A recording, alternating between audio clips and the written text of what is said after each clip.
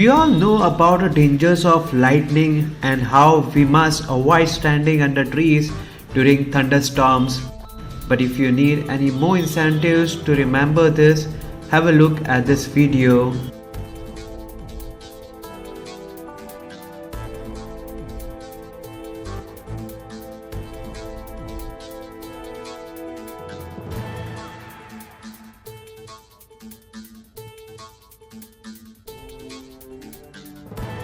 The clip shows a bolt of lightning striking a pine tree. In the incident that occurred on Thursday, you can see that the tree goes up in flames before it falls to the ground in several pieces. The tree in question was located outside the Wautoma High School in Wisconsin.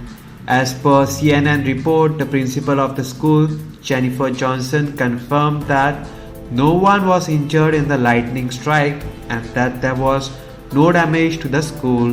The clip, which soon gained popularity on social media, had users in awe.